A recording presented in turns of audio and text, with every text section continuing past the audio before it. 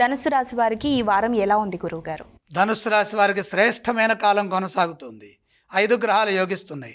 3వ రాశిలో రాహువు, 7లో గురువు, ద్వితీయంలో బుధ శుక్రులు, జన్మ చంద్రయోగం.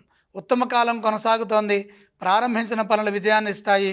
వ్యాపార లాభాలు బ్రహ్మాండంగా ఉంటాయి. ఇతరులపై ఆధారపడకుండా స్వయం కృషితో, మంచి తెలివితేటలతో ప్రతిభను ప్రదర్శించి పనిచేయడం ద్వారా ఇష్టకార్య సిద్ధి లభిస్తుంది. అద్భుతమైన తెలివితేటలు మీ సొంతం అవుతాయి. ప్రస్తుత కాలానికి తగ్గట్టుగా విజ్ఞానపరమైన అంశాలను తెలుసుకుంటూ సమాజానికి ఉపయోగపడే విధంగా కృషి చేయండి. తద్వారా మీరు కూడా ఉన్నత స్థానాన్ని పొందుతారు. అదేవిధంగా వ్యాపారపరమైన విజయంతో పాటు లక్ష్మీ కటాక్షం కూడా సిద్ధిస్తుంది. ఆర్థికపరమైన శ్రేయస్సు పెరుగుతుంది.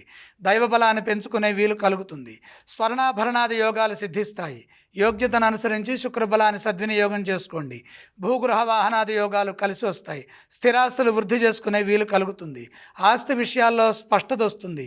న్యాయపరమైన లాభం ఉంటుంది. కుటుంబ సభ్యుల సహాయ సహకారాలు సంపూర్ణంగా సిద్ధిస్తాయి.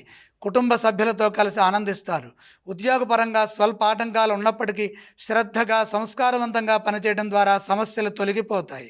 గుర్తింపు పెరుగుతుంది. కృషికి తగిన ప్రతిఫలం అందుతుంది.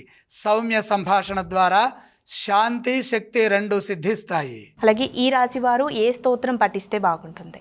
ధనుస్సు రాశి వారు మహాలక్ష్మి అమ్మవారిని స్తుతించడం మంచిది. ఏ ఆలయాన్ని సందర్శిస్తే బాగుంటుందంటారు? శ్రీ సూక్తంతో చిన్న లక్ష్మీ విగ్రహానికి అభిషేకం చేయండి. మేలు జరుగుతుంది. కలువ పూలతో అర్చించండి. ఐశ్వర్యం పెరుగుతుంది. ఇక ఏవేవి దానం చేస్తే బాగుంటుందంటారు? దానాలు అవసరం లేదు.